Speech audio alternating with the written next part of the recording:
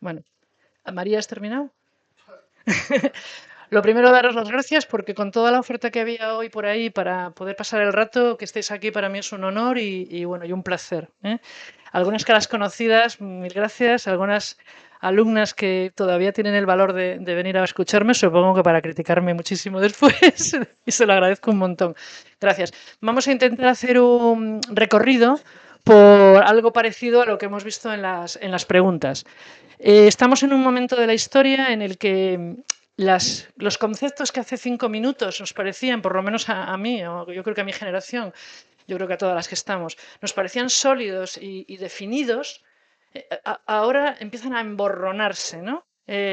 Parece que si tenemos un vaso delante, un vaso de cristal, hace muy poco tiempo era un vaso de cristal y luego podíamos debatir si era alto, si era bajo, si era grande, si era pequeño, si era de agua, si era de vino. Y ahora resulta que lo que se debate es que sea un vaso.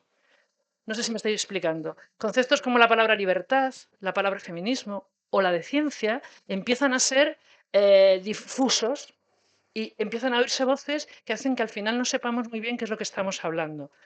Esta presentación pretende ponerse del lado de la ciencia, es decir, de los datos, no de las verdades, que eso es cosa de las iglesias y de la gente que se considera muy lista, para utilizarla como instrumento de cara a retomar o dar un paso sobre ese ruido al que estamos asistiendo de una manera que trae que consideramos brutal. La charla nace como propuesta del grupo de ecofeministas de Ecologistas en Acción Cantabria y yo soy, bueno, la que le pone la gracia, esperemos. Bien, esta frase supongo que podría decirla cualquiera de vosotros. Voy a utilizar vosotras no porque me dirija a las chicas, sino porque en castellano vosotras es totalmente inclusivo. Hombres, mujeres, bisbas, vos, bislas, buslas, de fluidos o lo que queráis, ¿vale? O sea que me dirigiré al grupo como tal. En ciencia, los hechos demostrables superan en valor a cualquier tradición, autoridad o que miles de personas lo compartan. ¿Podríamos decirlo, podríamos afirmarlo ahora mismo esto? ¿No? Dicen por ahí. Bueno, pues entonces lo discutiremos luego. Esta frase la dijo una persona delante de un tribunal que le juzgaba por decir, afirmar algo que había visto, es decir, tenía datos, pero que iba en contra de la tradición del momento, de la autoridad del momento y de lo que la Iglesia en aquel momento consideraba verdad. Estoy hablando de Galileo Galilei, y esta frase se dijo, según recogen los anales, en 1633. De todas las maneras, desde Hipatia hasta hoy, y probablemente desde mucho antes, podríamos mantener todavía esta pelea entre la verdad y la evidencia. Vamos a ver cómo lo podemos pasar. Bueno, sabéis que se ha muerto Robe, yo soy fan, no he podido evitar hacerle un guiño, pero porque me lo ha puesto, vamos, en bandeja de plata. Robe tiene una canción que se llama Bulerías de la sangre caliente, luego la podéis buscar si queréis, donde afirma que en el colegio le enseñaron que somos microbios venidos a más. ¿Sí? Vale. Sin embargo, y con todos mis respetos a Robe, y en fin, que descanse en paz, yo creo, y trataremos luego de ver si estáis de acuerdo con él o conmigo, que en realidad somos microbios, sí, pero venidos a menos.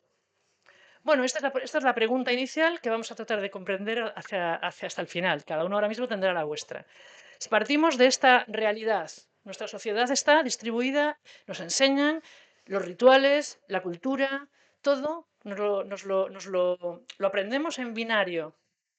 Hombre, mujer, bueno, malo, alto, bajo, etcétera. Y esto es algo que cuando nace una criatura se le coloca en la caja azul o se le coloca en la caja rosa. Y dependiendo de dónde te coloquen, además, te caen los atributos que tienes que cumplir porque son los que la sociedad, la cultura y la tradición te imponen. ¿Sí? Esto es natural. Si es natural, cerramos, nos vamos al bar y nos seguimos. Pero ahí está la pregunta, porque mucha gente afirma que esto es natural. El hombre tiene que estar aquí porque es lo que le corresponde, toda la vida fue así, siempre fue así, y la mujer tiene que estar a los cuidados, también sexuales, porque parece ser que los hombres tienen necesidades que hay que satisfacer en ese campo.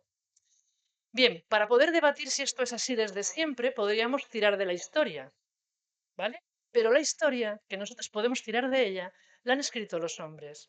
No cualquier hombre, la han escrito los hombres blancos, bohemios, es decir, que tienen pasta para poderse dedicar a estas cosas de escribir, varones y autónomos. Si tienen algún defecto físico, pues ya no están en la Champions League, ¿vale? Si ellos han escrito la historia, la han impregnado de su lugar de salida, que es este. O es posible que lo hayan hecho, ¿sí?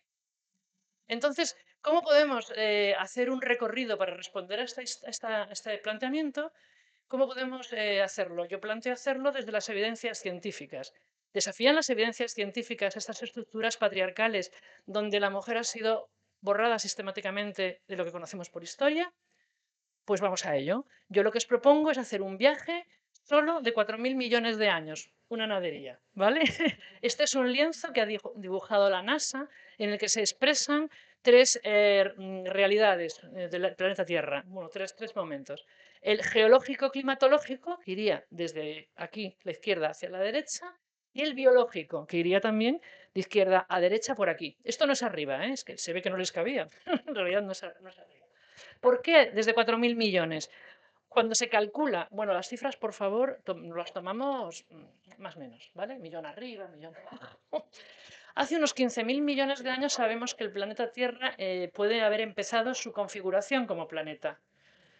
Hace 4.500 millones después ocurre algo que fue fundamental para que a partir de 4.000 empecemos a contar el tiempo biológico. ¿Qué pasó? Pasó que chocó un meteorito tangencialmente contra el planeta Tierra, porque si es frontal se hubiera pulverizado probablemente, y a partir de ahí se genera la Luna y la franja de asteroides que rodea eh, entre Marte y no me acuerdo ahora qué planeta, ¿vale? Luego la Luna choca, se forma y empieza a alejarse de la Tierra, ¿sí? Sabemos que la Luna se sigue alejando desde aquel impacto para acá, hace 4.500 millones de años.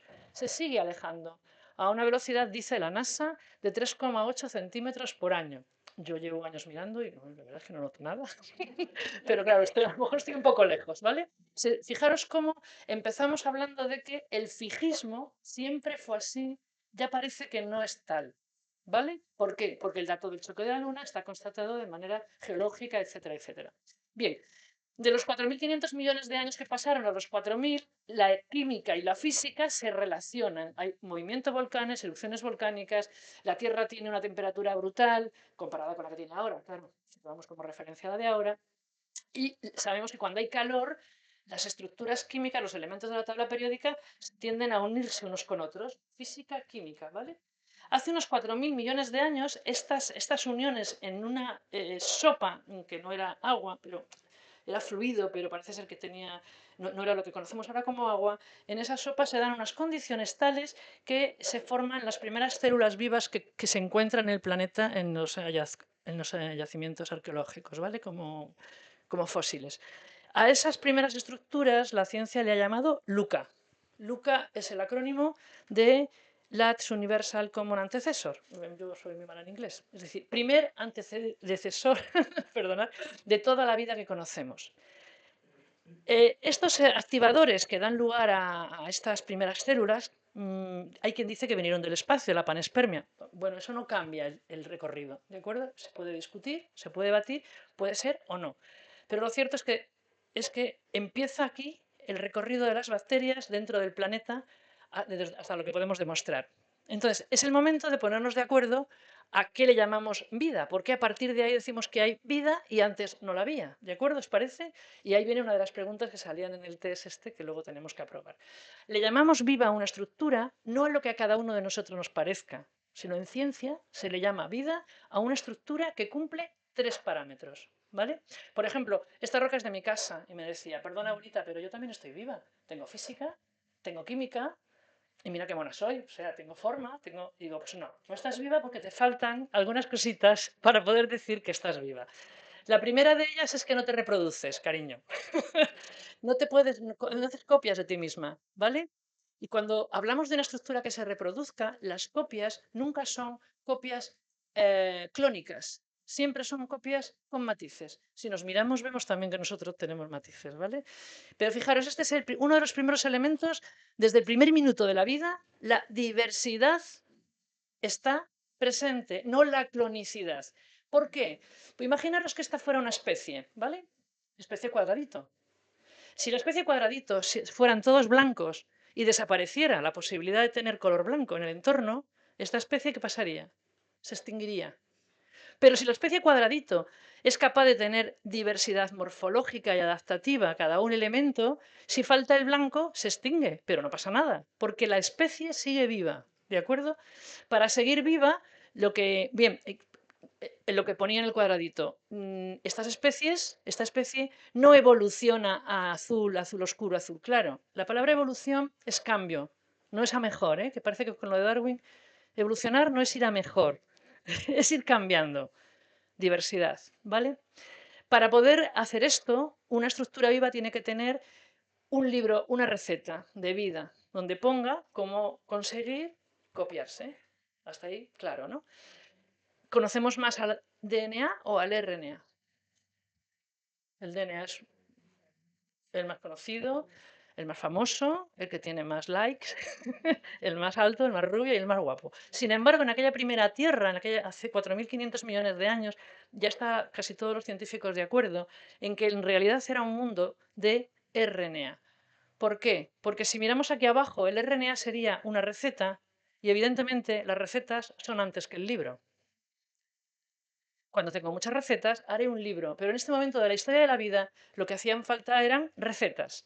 Pero para además poder trabajar con las recetas necesito un horno.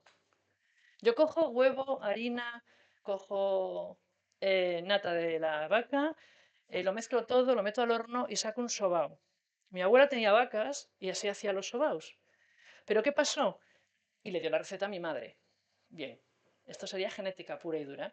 Pero mi madre ya no vivía en el pueblo y no tenía vacas, no podía poner nata de la vaca. ¿Qué hizo? Mantuvo la receta y cambió nata de la vaca por yogur y harina y lo apuntó en la receta, no borró nada, lo apuntó. Y esa receta me llega a mí, bueno, la quedaron unos sobaos de lujo. Esa receta me llega a mí y yo me voy a trabajar de médica a la Vega a San Pedro Romeral, a las Villas Pasiegas, y una mujer, vamos, ni que me hubieran dado un Nobel, me dijo, mira, si le pones unas gotitas de coñac y unas cortecitas de limón, te va a quedar. Y yo lo apunto en la receta y se la paso a mi hija. Todo esto son mutaciones. El sobao sigue siendo sobao, más o menos rico, más. Pero las mutaciones permiten ¿qué? ¿Una mutación es algo malo? No. Es algo que me permite adaptarme al entorno. Puede ser buena, puede ser neutra o puede resultar un fracaso. ¿De acuerdo? Luego, ese cambio, esa peculiaridad que decíamos de la vida, esa diversidad, está escrita desde el minuto uno también en la vida. Bien, pues aparte de reproducirse, como lo que hemos dicho, con receta, necesitamos un horno, un taller donde coger estructuras, partirlas, quitarles la energía, esa energía utilizarla para montar aquello que yo necesito como célula para estar viva. Y lo último, el tercer requisito es un compartimento que me permita separarme de fuera, un iglú, una tienda de campaña o un palacio, como lo queráis ver. Obviamente, este palacio, este iglú o esta tienda de campaña tiene que ser semipermeable. Tengo que coger cosas de fuera y tengo que poderlas meter dentro y echar fuera las bolsas de basura que me sobran de mi metabolismo. ¿Y cómo sabemos que esto fue así? ¿Porque me lo estoy sacando de la manga? Pues no, porque hubo un señor que fue Oparín, que tuvo un premio Nobel, no sé si le conocéis, no es el que salió al espacio, perdón, no le dieron un premio Nobel porque era ruso, y que tuvo esa hipótesis de la primera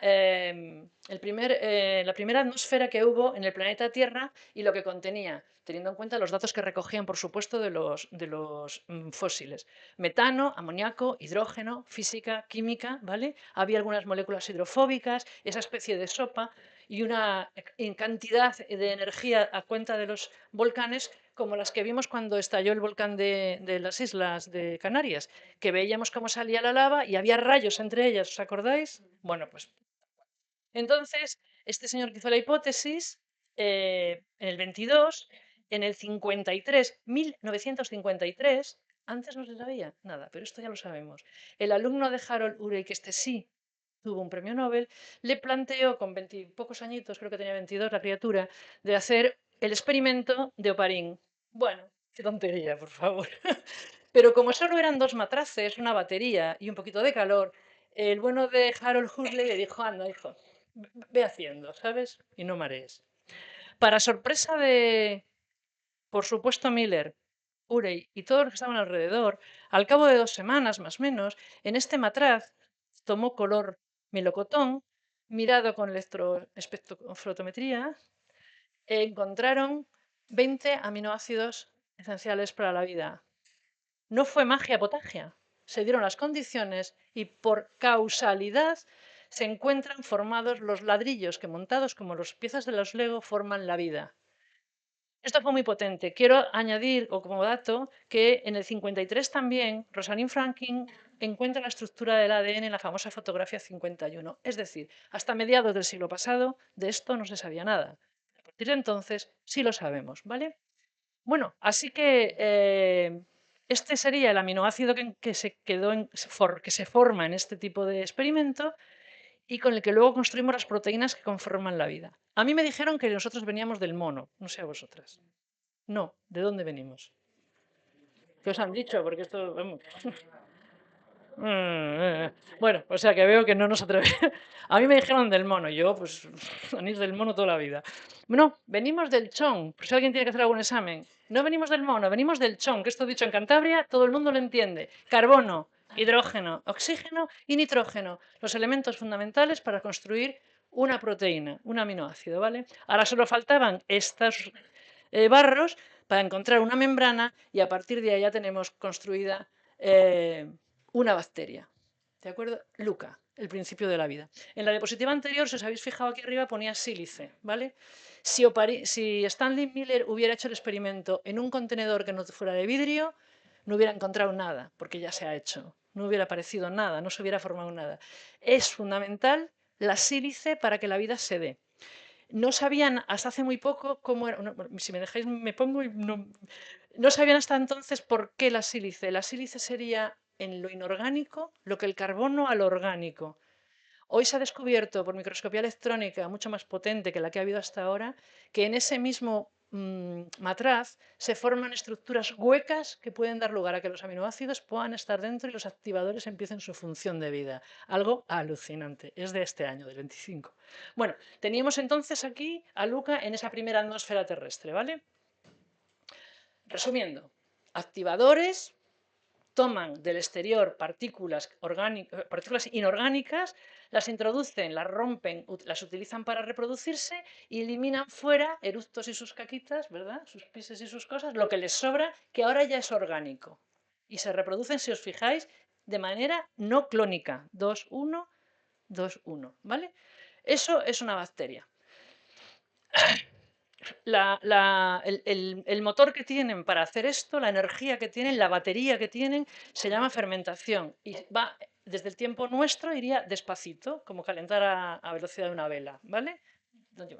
Luego, además, las bacterias son inmortales, se dividen, no necesitan morirse. Mientras haya comida, nutrientes, imaginaros que yo soy una bacteria, me divido por la mitad y complemento a la otra Marisa. En, el tiempo que sea, tenemos 4. 2, 4. Luego, no hay lugar a morirse. Pues las bacterias son inmortales. Míralas ellas, que estupendas. Volvemos. Ya sabemos que aquí empieza la vida y la vida sigue. Pasan unos cuantos miles de años, los volcanes siguen lanzando vapor de agua y la vida, ¿cómo se relaciona entre ella, entre las copias de las copias? Pues se relaciona en colaboración, porque de lo que se trata es de estar viva. Que yo he desarrollado unas cosas que son proteínas que los humanos llaman flagelos y me permite desplazarme mucho más y conseguir nutrientes mejor. Oh, qué guay, ¿me lo pasas? Venga, vale, te lo paso. Una receta de RNA, ¿vale? Te la doy y tú ahora ya puedes hacer, porque tienes la receta. Oye, pues mira, yo he subido casi a la superficie porque estoy pensando que con la energía del sol, y efectivamente he conseguido hacer una batería mucho más chuli que la que tenemos, porque va mucho más rápida. ¿Qué me estás contando? Pues te paso la receta. Pues vale, pues fenomenal.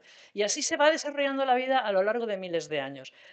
Esto que descubre esta bacteria, bueno, este tipo de bacterias es la fotosíntesis sin oxígeno. Una idea superior, porque va mucho más rápida que las anteriores. No pasa nada con no saber química. CO2, que sí sabemos lo que es ácido sulfídrico, que había mogollón, y la luz del sol. Y entonces construyen azúcares, les sobra azufre, lo echan fuera. Les sobra agua, lo echan fuera. ¿De acuerdo?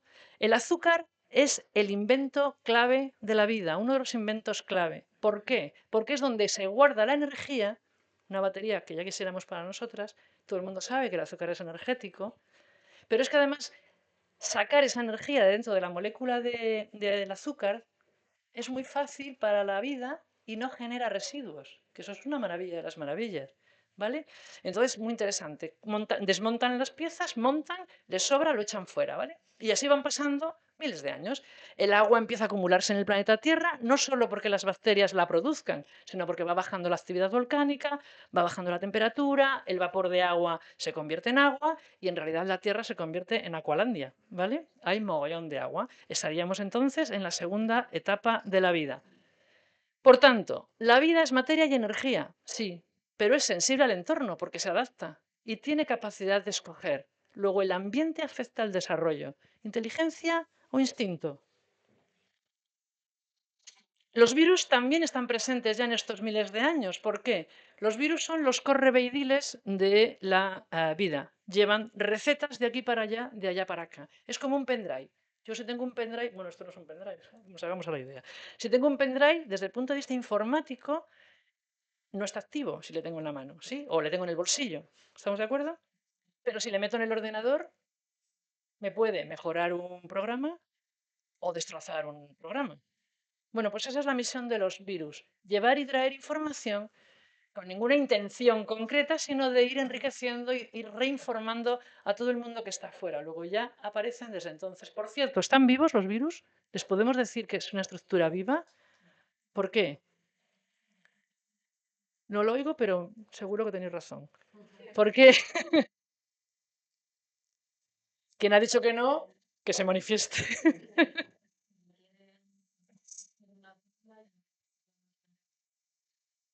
Muy bien, porque hemos dicho que tienen que tener tres condiciones para estar vivas. Una de ellas la membrana, los virus la tienen. Dos, reproducirse. Los virus no se pueden reproducir, pues no tienen maquinaria propia, necesitan la de otro. Entonces, la ciencia no les considera vivos, aunque bueno, yo entre una piedra y un virus, casi que prefiero una piedra para encontrarme porque nunca se sabe, ¿vale? Bueno, ya tenemos un planeta lleno de agua porque hemos dicho que ha ido evolucionando el clima y la actividad volcánica de esa manera y entonces aparece un elemento nuevo, mucha agua, pues las bacterias están todo el día experimentando. ¿Qué hacen? Un grupo de cianobacterias empiezan a experimentar con el agua. Aquí tenemos a las cianobacterias. ¿Habéis oído hablar de ellas? Bueno, pues las cianobacterias se pintan verdes no por casualidad.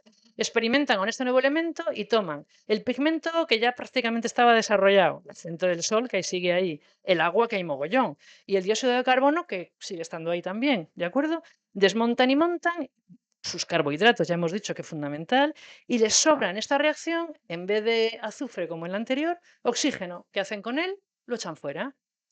Pero la batería ahora es mucho más potente que las anteriores, batería 3.0, y el oxígeno empieza a acumularse en el planeta, acumularse en el planeta, acumularse en el planeta, ¿de acuerdo? La imagen del planeta, como veis, va cambiando y estamos entrando, así recorre, en el tercer periodo del planeta Tierra, tercer periódico porque la atmósfera cambia. ¿Ese oxígeno qué hace? El oxígeno de la tabla periódica es el más metete de la tabla. ¿Metete? Sabemos la meticón, me tomen todo. O sea, el oxígeno, allí donde se encuentre un átomo o se encuentre lo que sea, ¡boom!, se mete en esa estructura y la cambia, la oxida, ¿vale? Y por lo tanto cambia las propiedades de ese elemento. Óxido el hierro del océano, que dicen que eran verdes y pasaron a ser azules. Óxido el metano del aire, y eso vino muy bien porque bajó la temperatura de manera importante. Lo oxidaron todo y hace 2.200 millones de años la vida, a cuenta de la oxidación, se extinguía. La vida de Lucas, sobre todo la que fermentaba, porque también se metía, digamos, era como meter palos en las ruedas de la vida. Lo oxidaba, rompía el metabolismo y no les permitía reproducirse a la vida que es. ¿Qué hacer? Pues lo que hace la vida hasta ahora. Pues tenemos un problema, buscamos una solución, ¿de acuerdo? ¿Y cuál fue la solución que se encontró? Pues desarrollar la respiración aeróbica. Como yo soy una cianobacteria, la veis, ¿no? Batería 3.0. Necesito CO2 y agua, hemos dicho. Y eliminó oxígeno, fabrico azúcares. Entonces, algunas bacterias se especializan, toman el oxígeno, mejoran la batería, que ya nos gustaría, ni iPhone ni nada, ¿vale? Y del resultado de su metabolismo, de conseguir energía, echan fuera porque les sobra CO2 y agua. Si nos fijamos, esto es una relación de colaboración, de simbiosis. Yo genero algo que tú necesitas y yo genero algo que necesitas tú. Para que este círculo se pudiera dar así de guapo como lo ponemos, Pasaron muchos miles de años y pasaron algunas que otras cosas, pero me permitís que lo resuma y que sigamos adelante, ¿vale? Bien, ¿qué tuvo que ocurrir para que esa relación de simbiosis tirara para adelante y nos trajera hasta hoy? Bueno, pues el oxígeno no solamente acababa con parte de la vida que había en el planeta Tierra hasta entonces, sino que se acumuló fuera del planeta. La capa de ozono, que seguro que sabéis lo que es, si la miramos desde fuera, tiene 5 kilómetros, dicen, 5, 8. Bueno, es una cascarilla, porque eso en el espacio es entre poco y nada. Pero lo cierto es que los rayos solares dejaron de incidir directamente sobre el planeta. Tenemos un planeta con agua, un planeta al que el sol ya no le quema, a lo que entendemos por vida, y a partir de ahí la vida se empieza a expandir por tierra, mar y aire. Y para eso fue fundamental esa relación de simbiosis de las cianobacterias con estas otras células que los humanos las llamamos mitocondrias. Pero esta célula, hemos dicho, que es súper especial, la que mejor batería tiene, requería, para poder trabajar a pleno rendimiento, que la pasaran los azúcares, porque se especializó en conseguir energía. Pues aquí estaban las bacterias que se estaban extinguiendo, las arqueas, las antiguas, Luca. Entonces, yo te dejo entrar en mi, te ozonizo, entras dentro de mí, tú me generas energía y yo te doy glucosa, ¿vale? Y otra arquea dijo, venga, vale, yo también. Y dijo, bueno, pero espera, yo es que mejor tomo del sol, genero azúcares, te los doy y yo también voy con la misma velocidad de reproducción que tú, que yo también quiero la batería chupi guay, ¿vale? Esta simbiosis da lugar a las primeras especies y ya requieren una especialización. Esta está especializada en producir energía, esta está especializada en coger energía del sol, ¿vale?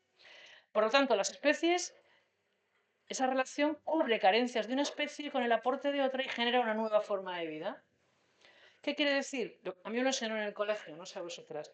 Un hongo y un alga intercambian sus recetas, sus RNA, y consiguen adaptarse a un sitio formando una especie nueva que se llama líquen. Luego, ninguna especie en el planeta Tierra ha surgido por una mariposa. Pues ahora un escarabajo. Venga, ahora un pez. No, no, no, no.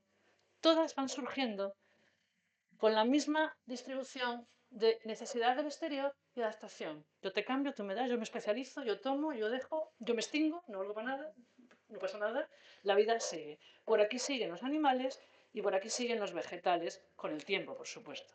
Para que esto realmente acabara de funcionar, hubo que resolver tres problemas. No sé si les estoy aburriendo. Uno, ya tenemos muchas recetas en la cocina, porque son muchos detalles. Me especializo, tengo que resolverlo formando libros. Y cuando tengo libros, no los dejo por la cocina. ¿Dónde los guardo? ¿En una biblioteca? Pues hago una biblioteca. Y eso es el núcleo de las eucariotas. Este es el inicio de los protozoos, que son células ya que tienen núcleo, porque están especializadas y guardan los libros ahí. Y ahora ya sí, ahora ya tenemos DNA, que son los libros, dentro del cual está el RNA, que son las recetas, ¿vale?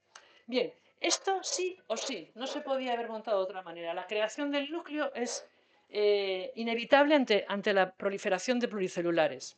La otra cosa que hubo que resolver son los recambios. Claro, como somos pluricelulares, ¿qué ocurre? Perdón. Bueno, pues nada. Como somos pluricelulares, ¿qué ocurre? Que toda la célula empieza a especializarse, cada organela se empieza a especializar y a mayor pluricelularidad, mayor especialización. Si yo tengo un sistema muy especializado, las posibilidades de error del sistema existen. Y entonces la vida solucionó ese problema inventando, no, desarrollando la muerte. ¿Vale? Esta generación se reproduce, pasa toda la información estupenda que tiene de cada especialización a la descendencia y no pasa nada porque se muera, porque además así aporta al entorno piezas para que la vida siga estando viva. Si habéis ido a un bosque, lo conocéis, ¿de acuerdo? Luego, la muerte es algo inherente a la pluralidad, porque requiere especialización y coordinación. Y esa muerte permite que se renueve la especie, con adaptación al medio a través de la descendencia.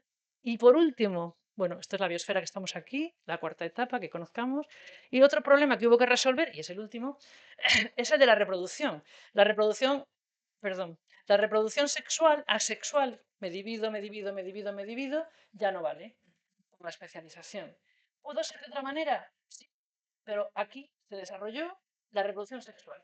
Podían haber sido, en vez de 2 participantes de la especie, 3 o 4 o 16. Pero aquí lo que se dio es la doble biblioteca para construir a la siguiente generación. Una biblioteca X, un libro X y un libro Y de una parte de la especie. Así que yo los pluricelulares los reorganizo, unos producen X, otros producen Y y otros producen lo que tengan que producir o nada o ninguno o los dos. Pero se trata de que cuando se encuentran dos gametos se va a formar un nuevo individuo. Esta forma que buscó la vida para resolver la reproducción incluye el software apego, que le llamo yo, ¿vale? No el software sexo, sino el software apego. Y aquí ya empezamos a entrar en confrontación con las ideas que solemos tener porque nos han enseñado así. Para que pueda haber descendencia, la especie tiene apego, no a un individuo, sino a la especie, al grupo, porque ese apego hace que la especie cuide de sí misma y por lo tanto, de sí misma digo, del grupo. Y eso es lo importante, aunque no nos lo hayan enseñado. Evidentemente de ese apego viene también la sexualidad y la descendencia, pero el software apego que no nos han enseñado es muy interesante. Y lo importante para la vida es que la descendencia especializada sea viable. Aquí tenemos productor de semen, productora de óvulos y, por supuesto, la descendencia. El que produce semen produce el 50% de los libros y la que produce óvulos aporta el 50% de los libros. Por lo tanto, ser papá o ser mamá, desde el punto de vista de la vida, ni es más ni es menos, es igual. Si estamos hablando de la reproducción, no eres ni más ni menos ni menos ni más, se aporta lo mismo. Podría haber sido 80-20, pero es 50-50, ¿de acuerdo? Para solucionar también, bueno, perdón, las diferencias biológicas, por lo tanto, hombre-mujer, si las hay, no los separan, los complementan a efectos sociales y reproductivos. Los seres pluricelulares que tienen diferencias anatómicas o fisiológicas no son contra las que producen óvulos o esperma, son complementarias. Es que los chicos tienen más fuerza ya para ponerlo al servicio de la comunidad, porque cada uno va a especializarse para el grupo. Y esto lo empezamos a perder de vista, ¿vale? La fecundación tuvo que también solucionarse. La externa en el agua, no pasa nada. Mamá pez lleva sus óvulos, los deja en una... donde le aparezca. Viene papá pez, que no conoce a mamá pez ni de coña, deja allí su esperma y alevines, ¿vale? Ni se conocen, ni les importa, ni les da igual. Pero eso en tierra era más complicado, porque si yo dejo mis óvulos ahí a la puerta de la calle, pues, bueno, tal y como está concebida la vida, no se planteó que esa posibilidad pudiera existir. Entonces se desarrolla la fecundación interna. El esperma se aproxima lo más posible al óvulo para que pueda producirse. Estamos hablando de vivíparos. Bueno, y de huevos también. Entonces, la reproducción interna tampoco nos vengamos arriba, que es una cosa que tal, vamos, que vale para esto, ¿de acuerdo? Tampoco sé muy bien que os enseñaron sobre qué espermatozoide fecunda al óvulo, que esto es muy interesante. Venga, venga. El mejor, más. El que llega antes, más.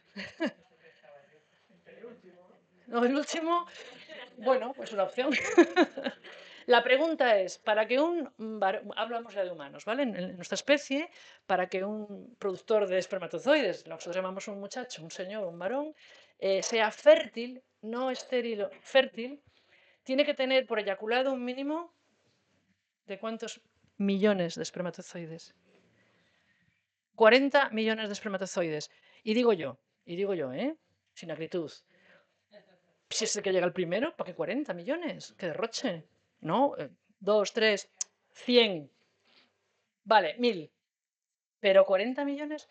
Lo que no parece que nos cuentan, y se sabe hace mucho, es que cada espermatozoide lleva en su cabecita un ácido, que ahora todo el mundo le conoce porque ácido hialurónico, que colabora para ablandar la capa pelúcida del óvulo. Algo así. Es en realidad. No lo que nos han contado, sino esto. Es una trompa. El óvulo.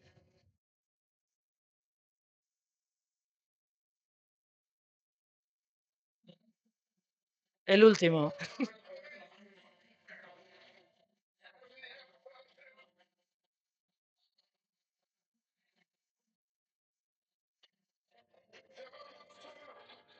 Es una broma, pero sin guerras, sin golpes, sin patadas, sin quítate tú para ponerme yo. Y fijaros, qué difícil es contar, perdón, qué distinto es contar que somos el producto de un trabajo colaborativo de 40, las cifras, más o menos 40 millones de posibilidades para que hayamos nacido y no un acto de competición. Vaya que si no cambia el cuento, ¿verdad? Pues esto es lo que sabemos. Además de los pluricelulares, podemos decir que no conocemos ningún macho que peleen, perdón, que maten a sus hembras o a sus cachorros. Pueden pelear entre ellos, pero no sé si conocéis alguno, me decís. Desde luego yo todo lo que he leído, esto lo afirma François Héritier, que es una antropóloga.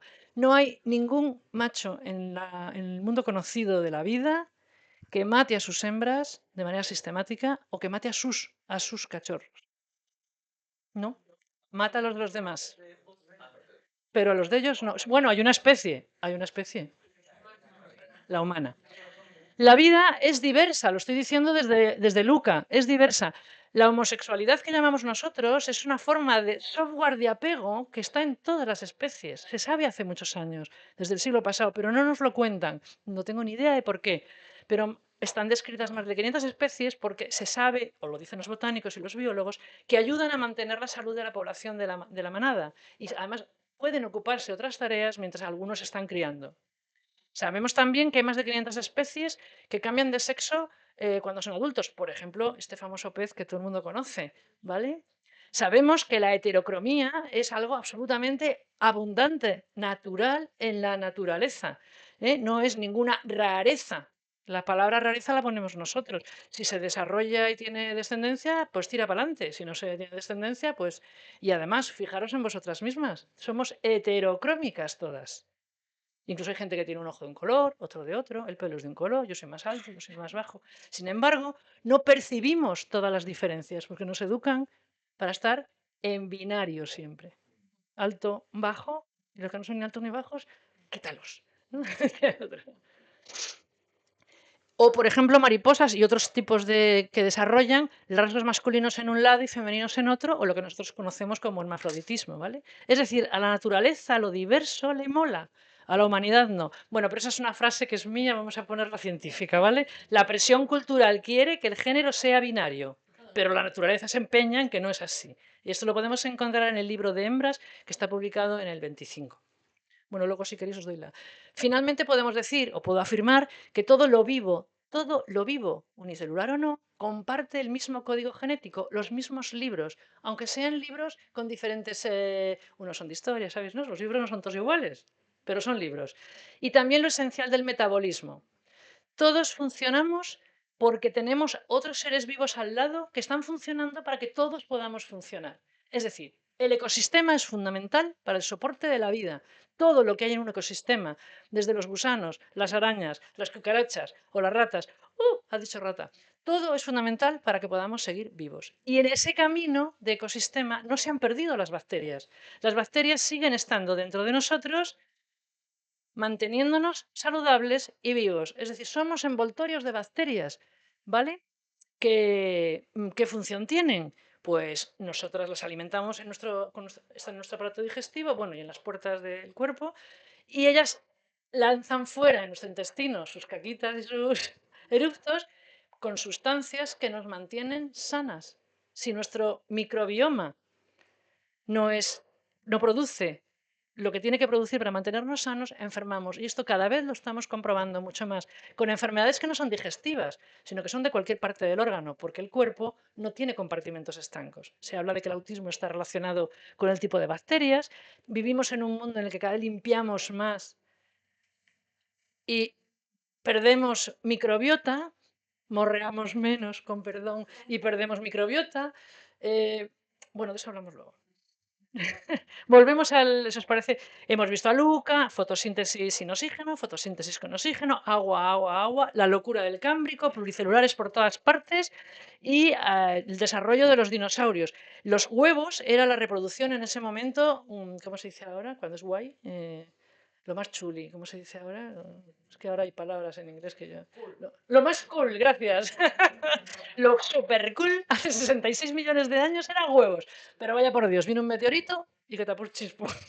Y aquello parece que tuvo un problema, y es que hubo una extinción brutal de más del 75% de la vida, bueno, de la vida que había, se extinguió. ¿Y qué pasó? Que los libros de recetas quedaron y la vida sigue. Y además se abre la oportunidad para el desarrollo de los vivíparos. A partir de mamíferos primitivos, que eran vivíparos, que no eran cool en aquel momento, empiezan a desarrollarse a lo largo del tiempo las nuevas especies que vienen de este tipo de reproducción.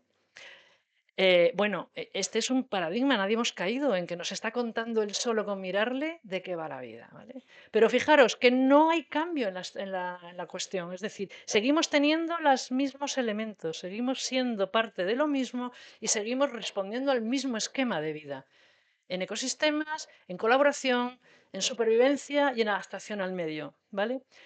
Allá por el Genozoico, un primate empieza también desarrolla a 60 millones de años, 35 millones de años, sus cercanos parientes serían estos, y hace unos 5 millones de años se daría la última división que daría lugar a los chimpancés, 98% de libros de recetas de libros en común, y los homínidos. No, esto lo sabéis, o sea que no. Luego, a mí me dijeron, no sé a vosotras, que los humanos procedíamos del Rif y de una línea que luego pasó al mundo entero. Bueno, pues no parece que eso se pueda, no parece que los descubrimientos arqueológicos avalen esa hipótesis que nos dieron como tesis, como verdad. Ser Homo sapiens no ha sido un proceso lineal ni simple. Hoy conocemos a muchísimos Homo sapiens en muchos lugares que son nuestros ancestros más directos, ¿de acuerdo? Aquí estaríamos nosotras, el Homo sapiens sapiens, y aquí estaría Neandertal, porque ya sabéis que a Cromañón le han desclasificado, era sapiens también. Pero me falta la foto del Neandertal. A ver, ahí está. Caramba, de todas formas, a mí, para ser Neandertal, ¿no os parece que se parecen más a los primates que a los, que a los homínidos? Pero a que os los han pintado así. Y entonces ya estamos entrando en aquello que yo decía al principio, de que la historia nos la han contado proyectando nuestros prejuicios en el pasado. Sabemos que eran homínidos, ¿por qué los pintan como primates? No, no, estos son homínidos todos. Sí, pero estamos hablando que estos son homínidos. ¿Por qué los ponen con estas pintas? Bueno, digo yo que los del día de hoy serían así, ¿verdad? Si seguimos en este dibujo, si estos son neandertales, estos seríamos sapiens sapiens. Empezamos a hablar de que estamos en el colonialismo cultural, porque en realidad nosotros no nos vemos así, nos vemos así. Bien, esos homínidos que están dibujados en la diapositiva anterior deberían también estar pintados de tal manera que se parecieran más a nosotras, porque en realidad eso es lo que nos dicen los datos, ¿vale? Esta imagen nos refleja una realidad distinta de la que nos han contado en la escuela. No es esto lo que nos han contado. ¿Por qué? Porque ya estamos sabiendo que los hombres BBVA del principio proyectan el pasado con los prejuicios que tenemos ahora. Hay autores que lo avalan y que lo demuestran. Entonces, ¿qué pasa con nosotras? Esta historia de cazadores-recolectores hoy ya no se sostiene desde el punto de vista de los datos. Ni se iba detrás de los mamuts y no hay ningún dato que se sepa que afirme o que sostenga que se comían mamuts. Pero es lo que nos han contado. Ni tampoco iban vestidos como nos enseñaban. Es más esta recreación de las comunidades humanas del Neolítico la que deberían de estar en los libros de escuela, donde si os fijáis, distinguir entre el hombre y la mujer por la pinta no parece muy fácil. Las tareas se reparten por capacidades y eso lo describe muy bien en estos libros donde dicen que la cooperación y no la división de género han sido las claves para la supervivencia humana. Bueno, pues esto ha sido así. ¿Cómo nos hemos convertido en esto otro? ¿Qué ha pasado para que pasemos de aquella imagen a esta imagen donde ya está claro que tenemos una toma de territorio y una división del trabajo en función del género?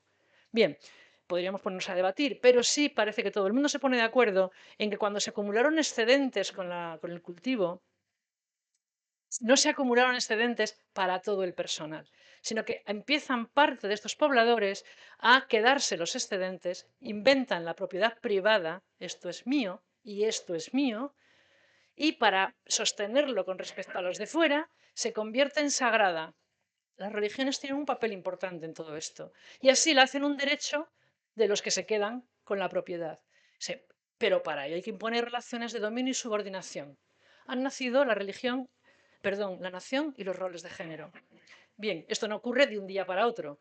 Génesis. Y tú, Adán, te doy a la mujer que ha querido aprender y saber mordiendo del árbol del conocimiento. Y por lo tanto, a partir de ahora, estará sometida a tu cuidado. Para ir a los hijos con dolor, bla, bla, bla. Génesis. Creced y multiplicaos, cubrid la tierra y poseedla. Serás el dueño de los pájaros del cielo, de los peces del mar y de los animales de la tierra, incluida la serpiente.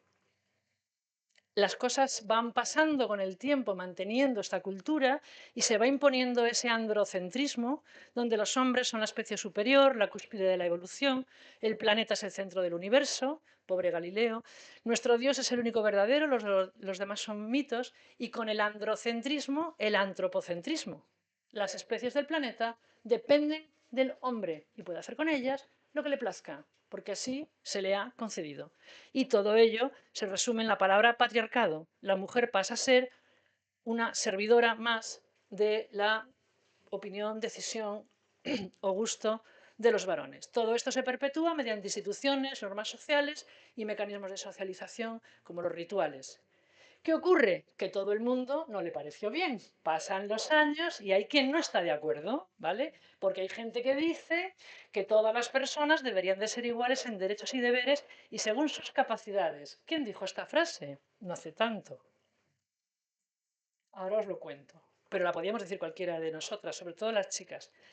La desigualdad, hay mucha gente de la población que va aprendiendo, dándose cuenta de que disminuye la capacidad de ver al otro como semejante. Y ya empezamos con las luchas sociales, ¿vale? Doy un salto, el Renacimiento y la Ilustración permiten estudiar, permiten aprender, permiten avanzar en técnicas de investigación y nos llevan, llegada a la Revolución Francesa, sobre todo las mujeres, que a mí no me lo contaron así en la escuela tampoco, son las que prácticamente en mayoría van a Versalles y bueno, hacen caer al rey. Y la Revolución Francesa había prometido darle la espalda al despotismo de los reyes, nombrados por derecho divino, y la de los nobles, y a la religión que lo bendecía, haciendo hincapié en la razón, fijaros, y en la naturaleza, no solo en la razón. La frase es de Olympe de Gaulle.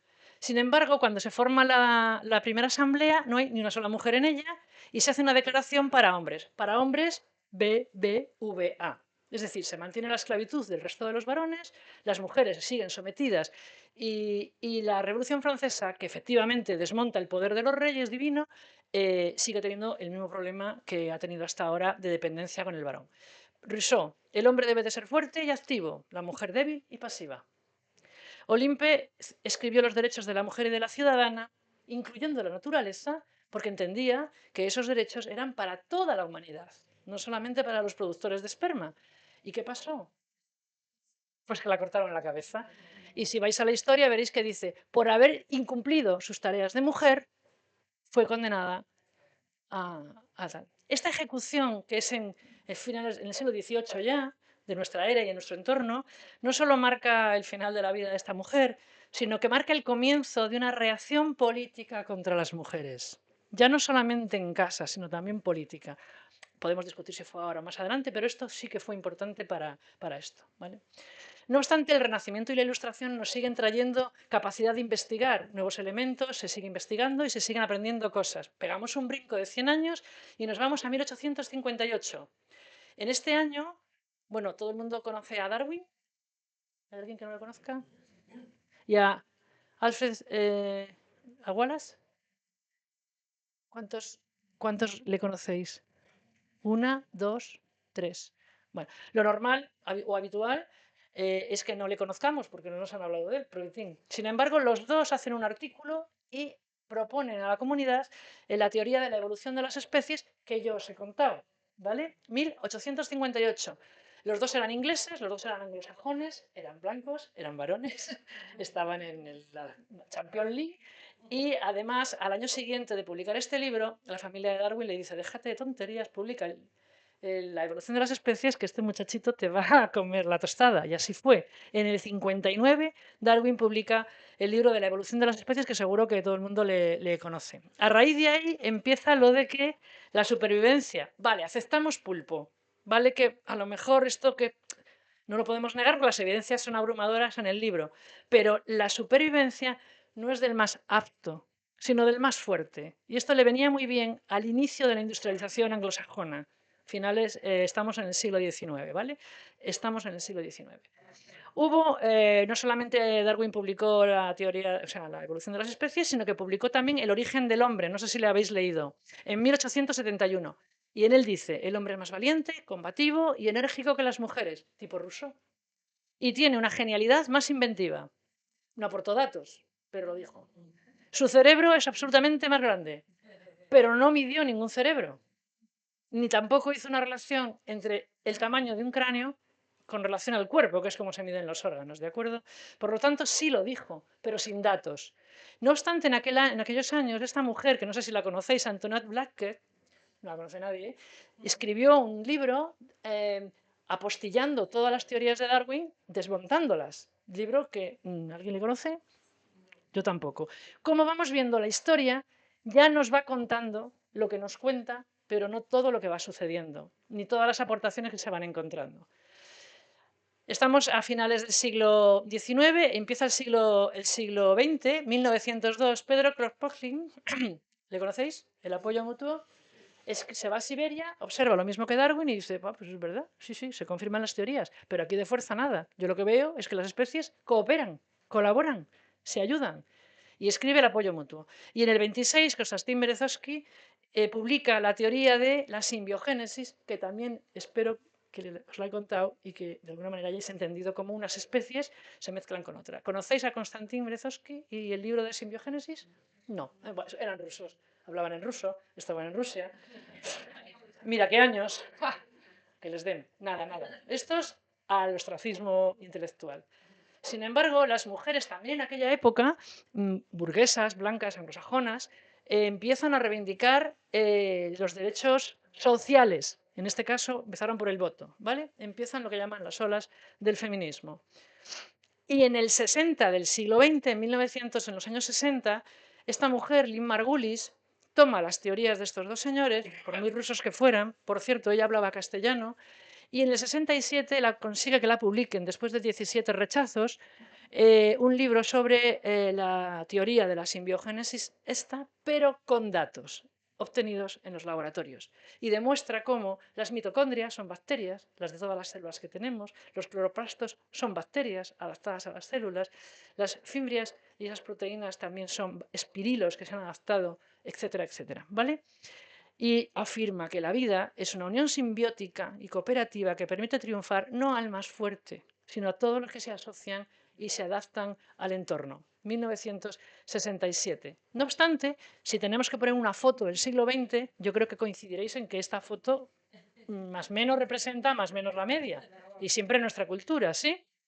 Luego, a pesar de lo que ya se va sabiendo, la cultura, la deriva, el ritual, nos sigue manteniendo en esa relación de dominio de una parte de un género sobre otro y de unos sobre otros, ¿no? El esclavismo, etcétera, etcétera, etcétera.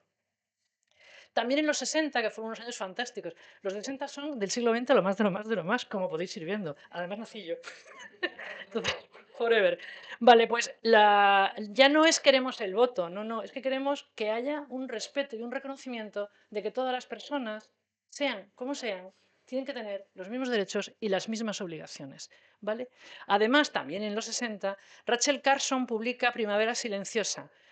Esta es una lucha social y de reivindicación y esta es una voz de alarma del tipo de economía y de cultura que supone la industrialización brutal que tenemos desde principios del siglo XX. Esta mujer era oceanógrafa, por cierto, tenemos una oceanógrafa entre el público, y observó, publicó un libro, en el que ya alerta sobre cómo lo que estamos utilizando para conseguir la comida que tenemos, los pesticidas, las sustancias químicas que también echamos al exterior, como las bacterias, nuestras caquitas y nuestros eructos de la industria, están matando, haciendo desaparecer a las especies y nos están enfermando a nosotros. La grandeza de esta mujer, para mi gusto, no solo fue que lo observara y lo publicara siendo mujer en los años 60, lo publicó en el 61, si no me equivoco, en el 60, perdón, y se murió en el 62. En el 70 consiguió que Kennedy prohibiera 8 de los 10 pesticidas que ella denunciaba en el libro. Es un libro que tiene una capacidad de divulgación maravillosa, se entiende fantástico y fue vendido a millones. Tan es así que con ella y con lo que cuenta empieza el tiempo de la ecología. El respeto por el entorno, la llamada de atención de no podemos perder la vida que está alrededor nuestro, hace que ecología y feminismo empiecen a luchar por un mundo diferente del que tenemos hasta estos años 60. Bien, ya voy terminando. Llegamos al siglo XXI. Solo me quedan 25 años. Solo me quedan 25 años. Hemos hecho un viaje estupendo. Bueno, llegamos al siglo XXI y ¿qué tenemos? ¿Verdad? Tenemos que seguir afrontando ese patriarcado que perjudica a hombres y mujeres, pero también a todo lo vivo que nos rodea. Y la propuesta es actuar, porque más de 135 mujeres son asesinadas cada día y no hay quien lo tolere. Pero el 75% de la superficie se transforma y está contaminada. Y 150 especies se extinguen cada día. Ahora en el planeta.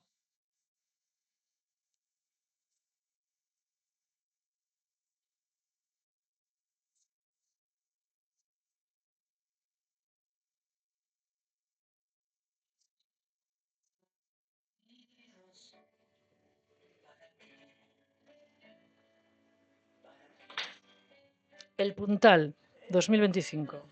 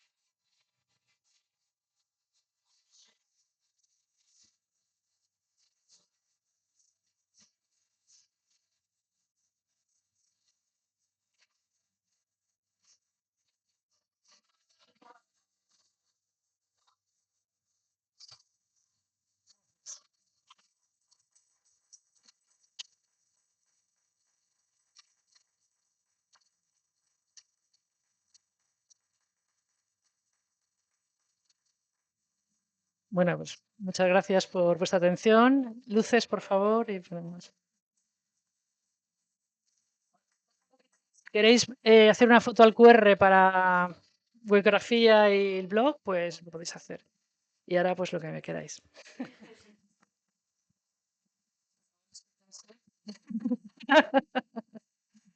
Y ahora roncar se nota. No, no, no. Déjalo posicionar. Fotos.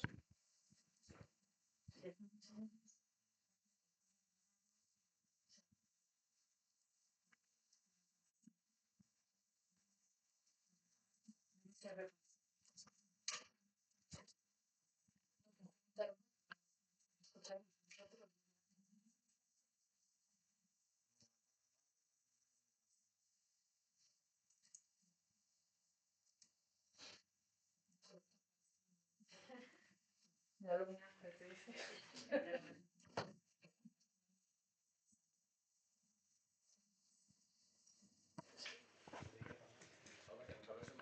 Has comentado el tema de la limpieza.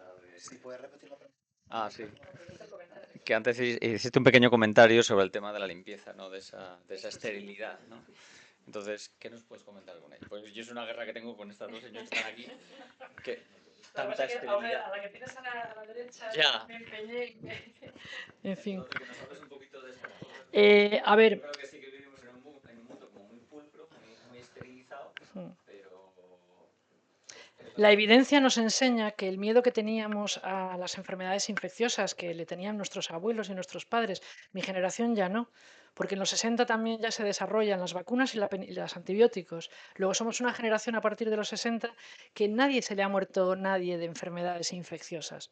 Una meningitis, SIDA, pero mis padres decían que cuando antes de llegar a la pubertad en sus clases se morían una buena parte de sus compañeros de difteria, de polio, de cosas que ahora es que no se nos ocurren y que es que más que ¿de qué me estás hablando? Viruela, ¿qué cosa que es esa? ¿Sabes?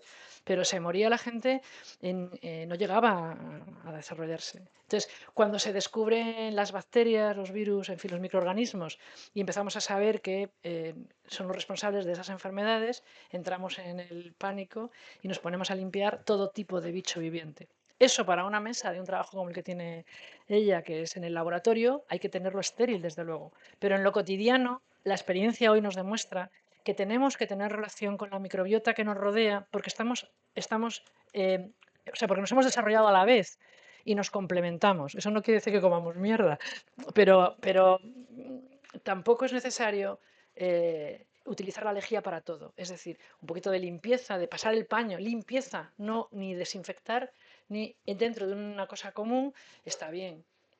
Pero tener todo estéril en nuestro entorno está haciendo que nuestro sistema inmune sea deficitario cada vez más, porque se duerme. No tengo que trabajar. Imaginaos un cuartel. Todos los soldados alerta, viene el enemigo, ¿no? Pero no viene nadie. No viene nadie. Oye, que no van a venir. Oye, a jugar las cartas, a dormir.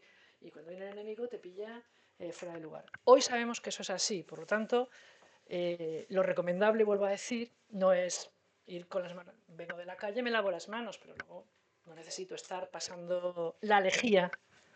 Digo la lejía, como podría decir, por todas partes, porque eso no solamente no es bueno. Los niños tienen que tocar, los chupetes no hay que esterilizarlos, el entorno de las criaturas debe de ser dentro de lo normal. Hombre, si hay una persona en casa tosiendo y pues no, se va a su cuarto y se queda allí. en realidad forma parte de esa adaptación.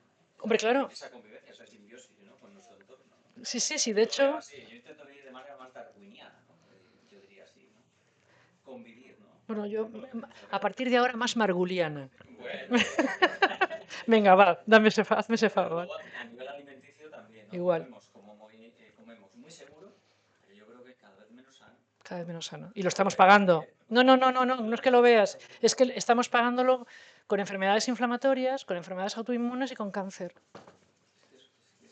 Entonces tenemos que parar, quizás esa es un poco la apuesta de esta presentación, hacernos reflexionar de que lo que sabemos lo podemos dar una vuelta y a lo mejor no es volver a los orígenes, pero sí es que si los orígenes son parecidos a la comunidad que se veía en la primera diapositiva de comunidad, yo me apunto. A la segunda no me apetece, pero a la primera sí. Una comunidad donde nos tratemos, o sea, tú con tu pareja y ya en la burbuja. Nos han enseñado que eso es así y a ver quién dice que no. Pues no parece que sea lo más natural. A lo mejor tener otro amigo con quien te tocas, con quien te... No voy a decir morreas porque me pegáis, pero... Es que, claro, un morreo es un montón de bacterias que a las mías, desde luego, estarían encantadas. No se acuerdan ya de la última vez que tuvieron visita, pero... Por eso lo reclaman, ¿no? Dice, venga, venga, anímate. A ver, es una broma, pero me entendéis, ¿no? Las comunidades están hechas para ser comunidad. Y eso implica el contacto. Es que además no es lo mismo, porque por ejemplo yo a ella se la conocía, pero a ti no te conozco de nada. Pero a partir de este momento, que estamos mirándonos a los ojos, si te veo por la calle ya no me eres indiferente. Y eso no es porque tú y yo seamos raritos, es que es así, se llama apego. Si no fuera por el apego, yo no ayudaría a alguien a esto, ni tú, ni... Esa individualidad que nos quieren ahora convencer de tú en tu burbuja, en tu espacio, en tu casa, eso es antinatura. Bien, pero si os muestra cómo se ha desarrollado la vida, podéis tener un recurso intelectual también y un instrumento. Yo no me tengo bueno, no, yo tengo que salir todas las tardes o cada tarde y media a ver a mis amigas, con chicos también, ¿sabes? Y tú me pasas la botella y yo me la bebo y dices, bueno, pero es que puedes enfermar, ya. Pero vamos, es que el porcentaje de posibilidades de enfermar es despreciable. Pero es que, ¿qué nos han dicho a nosotras? Yo os he contado un poco, a ver, que yo he ido a una escuela estupenda y he estudiado medicina en la Facultad de Cantabria y no reniego de lo aprendido, pero no me han contado lo que se sabía. Yo esto lo he tenido que aprender sola. Bueno, sola, quiero decir, no en mi etapa académica, sino después. Bueno,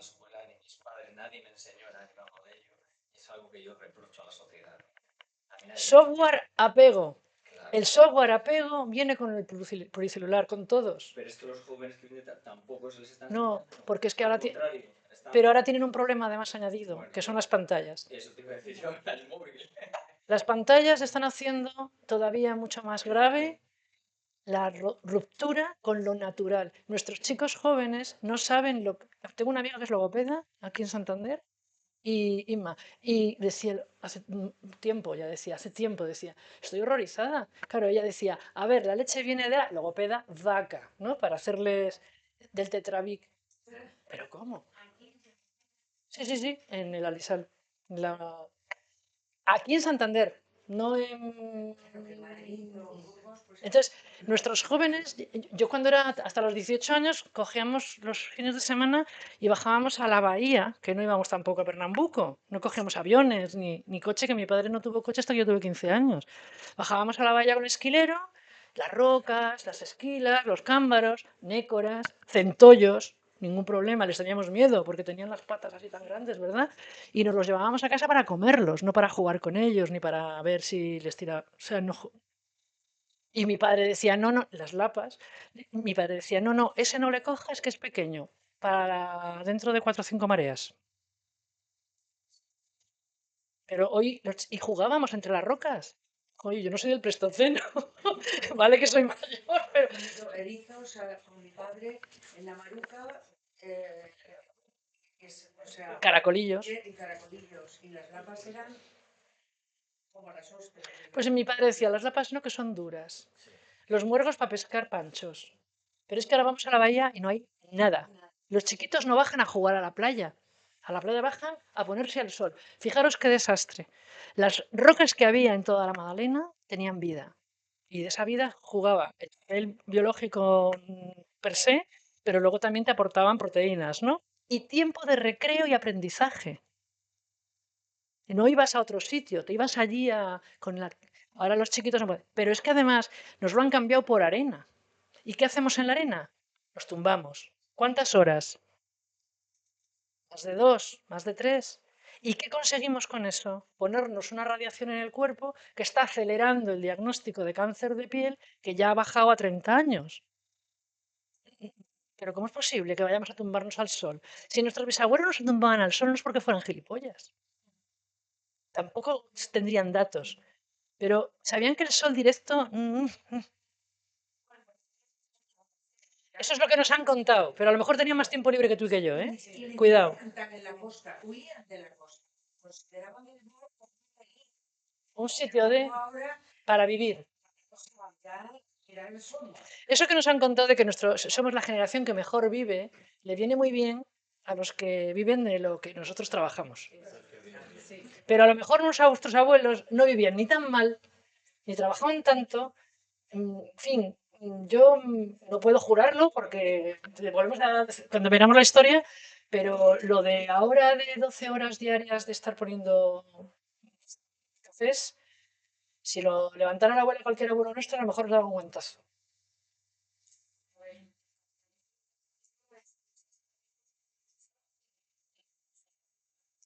Pues está claro, cambiémoslo. la naturaleza, me acuerdo que el tema del espermatozoide, un día se que no es el que gana, sino que los 39.999 millones facilitan a uno, es decir, es un efecto de colaboración. Es un trabajo colaborativo, sí. Me rompió la cabeza de pensar, coño. Bueno, es que yo estaba en colegios donde las maestras, digo maestras porque fueron maestras, no tengo nada contra los maestros, que decían, pero si precisamente la semana pasada hemos hecho, digo de pequeños, ¿no? Una carrera de espermatozoide, digo, ya, pero es que todavía estemos así. Que no es culpa del maestro ni de la maestra. Yo no estoy en esto acusando a los profesionales. La respuesta a la sociedad es lo que decías, te lleva al capitalismo, al individualismo, a tú ser el más fuerte, que es el que más ganas y es el que, cuando en realidad, si hemos sobrevivido... Es por colaboración.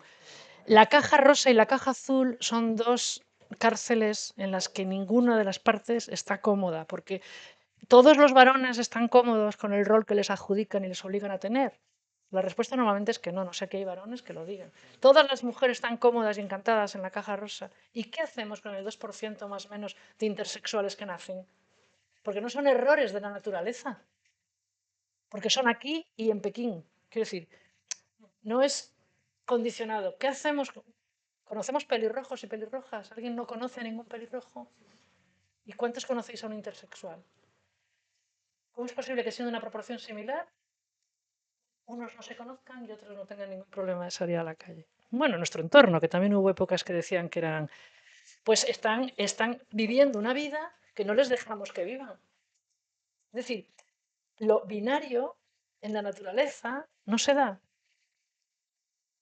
En la humanidad, digo binario a todos los efectos.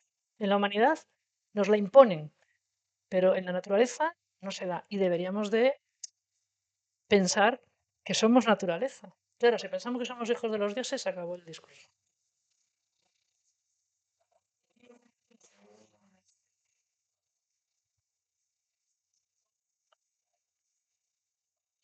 No. Somos ya, la ONU dice, y la OMS dice que estamos ya asistiendo, o sea, ya, no es que vaya a ocurrir, a la sexta extinción masiva del planeta. La quinta fue la del meteoro, que hubo 4 antes por cuestiones de temperatura, etcétera.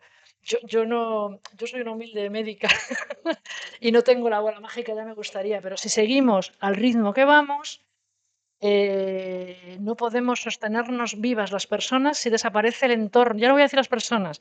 Por ejemplo, cuando los incendios que ha habido este verano, que yo pasé por Galicia, y de verdad que es que os podéis imaginar, es que no os podéis imaginar lo que ha sido aquello. O sea, kilómetros y kilómetros y kilómetros arrasados. Pero allí donde miraras, desde la frontera hasta Vigo. Claro, dices, no ha habido desgracias personales. No ha habido desgracias personales. ¿Cómo que no ha habido desgracias personales? Pero si está todo negro. Y aquí ha muerto todo tipo de bicho. Árboles, vegetales y animales. Otra cosa que no nos planteamos. Imaginaros que este mundo, y bueno, si nos ponemos al dedillo, estos son, en fin, son pinceladas, de cada tema podemos darle mucho más, ¿no? Primero el planeta Tierra parece ser que fue verde, pero imaginaros que el verde produce oxígeno, sabemos la concentración de oxígeno que respiramos, 21%, ¿vale? Y si sube esa concentración de oxígeno, ¿qué nos pasaría? Y además entraríamos en ignición, porque el oxígeno, además de un metete, hacemos así cuando queremos que haya fuego, ¿vale? Fijaros la cuestión. Para que podamos estar vivas, necesitamos un 21% de oxígeno. Las plantas y las cianobacterias en el océano producen oxígeno y los animales lo respiramos y mantenemos la concentración en el nivel correcto para el que estamos adaptados. ¿Y si quitamos el vegetal, qué va a pasar? Que bajará el nivel de oxígeno. No me va a dar. No me va a dar tiempo de adaptarme. Si se baja despacio, sí, pero es que nosotras estamos acelerando el proceso a una velocidad inimaginable para lo que es el ritmo de la vida. Como hasta ahora. No dudes que van a ser bacterias las que queden. Yo la próxima vez me pido ser bacteria. A mí que me den tierra. Tengo una charla que si queréis algún día os la cuento. Otra cosa que no hacemos, nos metemos en nichos. o nos quemamos. ¿Y eso? ¿Por qué lo hacemos? Porque construimos chalés donde tenían que ir cementerios y le da igual al sistema. Pues no le da igual, porque la materia orgánica la estamos quemando. Es decir, yo tengo una materia orgánica y voy a hacer que desaparezca del circuito. No genero nada. ¿Cómo es posible que no hayamos caído en que no puede ser? Luego tampoco caemos en la cuenta de que si las bacterias son inmortales es porque son unicelulares, pero cada una de nosotras lleva en su cuerpo una célula que es inmortal también. Es decir, nosotras estamos vivas desde el origen.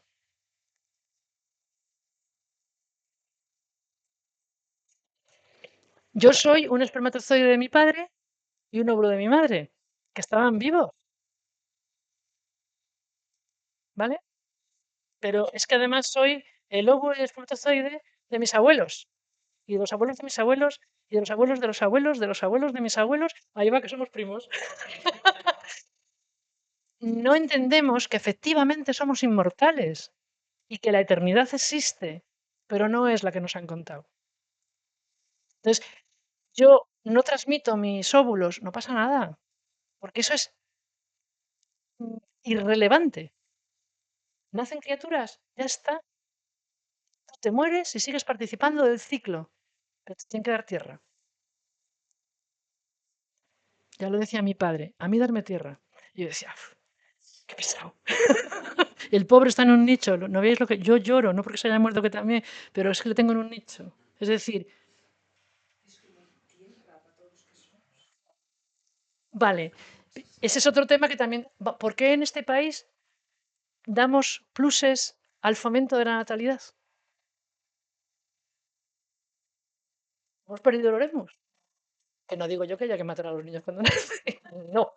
Pero desde que en los años 50 las vacunas, aunque hoy día las quieran denostar, y los antibióticos han hecho que en Occidente la población aumente en 50 años 4 veces. No ha sido la natalidad porque hay menos nacidos. Es que hemos llegado a reproducirnos todas. De mi clase del instituto no se ha muerto ninguna. Una compañera de cáncer de mama con 30 y tantos años. Se había reproducido. Es decir, mi padre contaba que un tercio de la clase se moría antes de llegar a los 18 años, y 20. Entonces eran 20. Pero de mi clase, no sé de vuestras clases, de vuestro colegio, cuánta gente se ha muerto antes de tener 20 años. Luego, ¿os dais cuenta? Hemos crecido de forma exponencial, pero porque hemos conseguido una salud que no había antes. ¿Eso es malo? No, pero curarse, ya está. ¿Dónde vamos con los que somos? No hay pan para tanto chorizo. O sea, y esto es, ¡ay, qué horror! ¡Qué horror, qué horror! No, no, si no es una cuestión de horror, es una cuestión de empezar a reflexionar, porque nos están ahora mismo emborronando todo lo que sabemos. Y a mí eso es lo que me anima a venir aquí con vosotras a tener este rato, ¿no? Un rato de reflexión en el que yo no tengo respuestas para futuro. Vamos, tengo respuestas, pero no tengo la varita mágica para hacer cambiar las cosas. Pero si cada una de nosotras visualiza y actúa y opina, así cambian las cosas. Nunca cambian de hoy para mañana, como decía Luis, nos requieren de un tiempo. Pero claro, ese tiempo, si es una recta, no es lo mismo que vaya para allá que vaya para allá. El punto de inflexión es ahora. Y ya vamos tarde. Lo estamos viendo. Se aprueban en Valencia no sé cuántos millones para construir en el borde del mar, pero no estamos viendo lo que ha pasado en Nápoles. Es que estamos... Bueno, pues esto hay que frenarlo. La humanidad no depende de cuatro, ¿no? La humanidad depende de la colectividad, de la comunidad. Y al final son las comunidades las que hacen que se vaya hacia un lado o hacia otro. Para eso tenemos que tener información. No política, no, ciencia. Ciencia de evidencias, no de verdades. Cuando os digan, ¿ha dicho la ciencia que la verdad? Uf, déjalo. Y los terraplanistas, que traigan datos. Que se vayan al borde de la Tierra, que se hagan un selfie. Y si se caen, oye, pues, va a ser muy profundo, no se va a poder sacar ni nunca vamos al Samo. Pero ¿qué le vamos a hacer? ¿Por qué no hay ningún selfie en el borde de la Tierra? Mira que es fácil, ¿eh? Venga, va. Por supuesto, eso está claro. Yo no sé por qué nos tienen tan preocupados. Claro, eso dice Luis. Sí. A ver, imagino que habrás leído a Sam Segard, ¿no? Sí. La verdad es que habla mucho de estas cosas, ¿no? Habla, está metido mucho en la física cuántica también.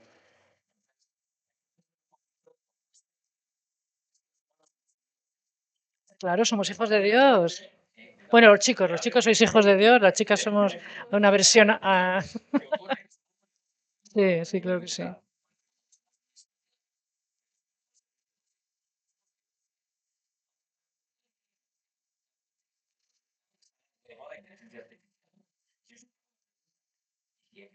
¿Qué es la inteligencia? Pues mira, esa pregunta os la he hecho yo antes. ¿Qué diferencia hay entre la inteligencia y la intuición? Claro, eso es un poco ese ruido que nos están vendiendo. Está hecha la mía.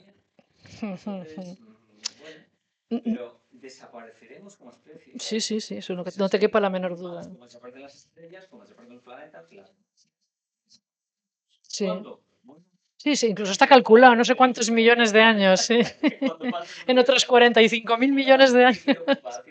Es que esa macroinformación es la que nos angustia. Sí, hombre, claro. A nosotros, sobre todo. A los jóvenes. Y nos quita de vivir el presente. Yo los veo que viven. Yo tengo un hijo.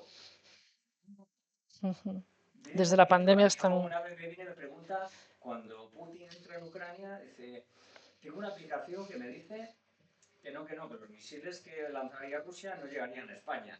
Digo, joder, ¿qué me estás diciendo? ¿Qué años tiene? Tiene 24 años. Sí, bueno. Va a hacer 24 sí, igual, sí. Y a mí eso, digo, vamos a ver, pero ¿qué preocupación tienes tú? Pues sí, él decía que no, los misiles apuntan a otro sitio. Vivir así. Yo cuando era un chaval vivía la vida, pero es que ellos se dedican a sobrevivir. Es que hemos tenido. Sí, pero hemos tenido. Es que nosotras, la generación, ya digo, ha habido unos años, 80, 90, 2000, en el que podíamos vivir la vida porque teníamos oportunidad y capacidad aquí. Pero es que eso ha cambiado. Cuando yo tenía 18, 19 años y entré a la universidad, ese era el camino que te llevaba a poder comer todos los días con un trabajo que no te rompiera los riñones. Y así ha sido. Pero los que vienen ahora ya no tienen ese horizonte. No, porque no lo tienen, claro.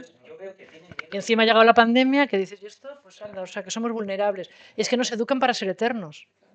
Y es verdad que somos eternos, pero hay que explicar por qué tenemos la muerte todavía como si fuese... pero si estamos todo el día... Vamos a ver si descubrimos cómo llegar hasta los 120 años. Es que no se trata de eso. Bien, pues esta charla no... Yo sabiendo que la humanidad se va a extinguir, no voy a decir... Bueno, es que esta charla lo que pretende es a ver si conseguimos que estando y ahora no nos roben el ahora y tengamos otra forma de relacionarnos que sea más amable, más a gusto, más tranquila y con menos ansiedad a futuro. Porque el futuro está clarísimo, nos vamos a morir. Es que... A mí me preguntó mi hija con 3 años, mamá, ¿y yo dónde estaba antes de nacer? Tiene ahora 23. Y me quedé, ups. Dije, bueno, éramos unas motitas de vida, podíamos haber sido mariposas, tal, y luego seguiremos siendo motitas. Ah, vale. Claro, tenía 3 años. Pero a mí me dio mucho que pensar, porque yo no me lo había preguntado. Y ya tenía canas, ¿eh? Claro, ¿de dónde venimos? Es que esa es la pregunta del millón, no a dónde vamos, sino dónde estábamos antes de nacer. Y a mí cuando me regalaron una revista, y ya tenía mis 40, de un periódico que me trajo una amiga del año que yo nací, del día que yo nací, toda emocionada, tía, qué bajón tú. Había un periódico aquel día, noticias, pasaban cosas. ¿Sabes? El mundo no empieza cuando yo nazco, pero ¿esto qué es lo que es? Muy ilustrativo. Y entonces dices, vale, efectivamente soy un testigo que tengo que pasar y lo que hay que hacer es asumirlo sin que nos angustie. Pero el entorno nos condiciona para lo contrario. Y esos los que más lo padecen son los más jóvenes, claro. ¿A qué voy a tener hijos? Y total, nos vamos a autodestruir. Hostia, no sé, sal fuera, relacionate. Utiliza el software apego, que a lo mejor hasta encuentras el puntual del amor y te mola. Luego ya lloras y eso, pero... Ahora mismo sí. Hay mucha comunicación. No, no. Y comunicación yo... Con ellos en el gimnasio, por ejemplo, que hay un montón de gente joven ahí, universitarios, y les cuesta relacionarse se comunican bien, porque vivimos la era de la comunicación, pero les falta capacidad de relacionarse.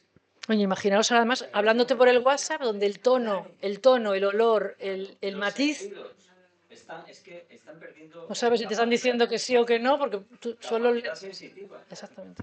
¿Por qué? Porque están en las pantallas, están en el móvil. Es que queda Yo reducido. hay que vivir ahora, no contra todos, sino con todas. Con todas. Y hay que recuperar el concepto de comunidad. Y hay que respetar a las personas que saben que no son las que están en las pantallas, son las que tienen más edad, por muy torpes que sean. Y hay que coger a los niños entre todas, no solamente con la madre, y perdona, madre, padre, cogida del pantalón, solo tú con tu padre o con tu madre y nadie más. Pero, ¿Sabes qué pasa? Que hay mucha pérdida de autoridad. hombre, a nosotras en el barrio cualquier vecina nos decía... Bueno, va a salir y eso se acabó. Sigue habiendo en los pueblos, ¿eh? Yo creo que... Yo es que no creo que todos los tiempos pasados fueran mejor. Creo que son cosas diferentes. Hace un rato estábamos hablando de nuestros padres, la televisión cuando entró en casa, madre mía lo que nos costó, porque entraba el enemigo en casa. Con el cine pasó lo mismo. O sea, era el anatema, el pecado, el horror.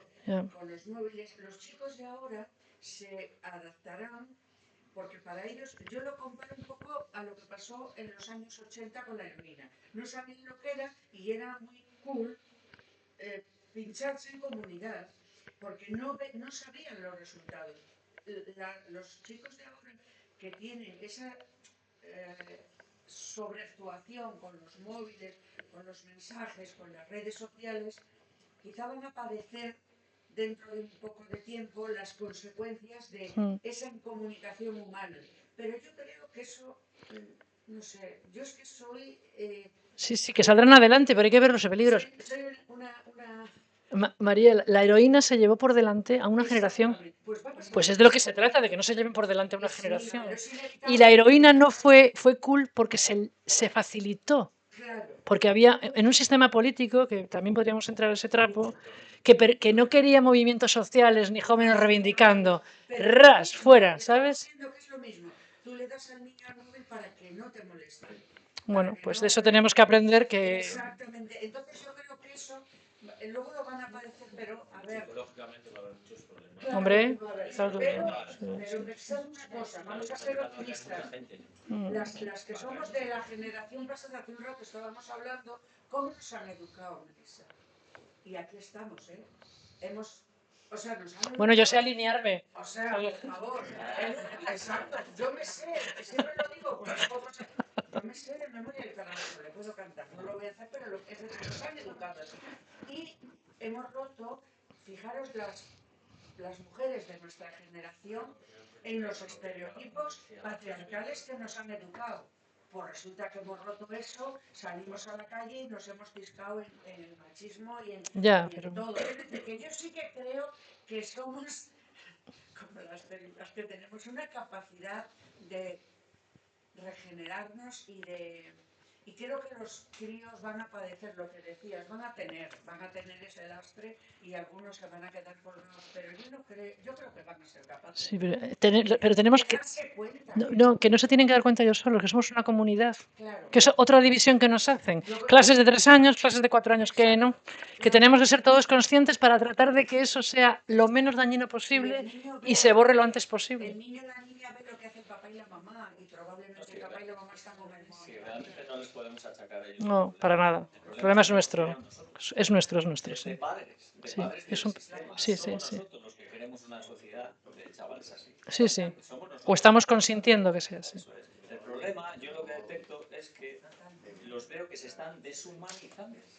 Ahí viene, pero para eso viene lo que viene. Está viniendo un neofascismo brutal, con verdades que no existen, con razones que no hay, con afirmaciones. El baño está abajo.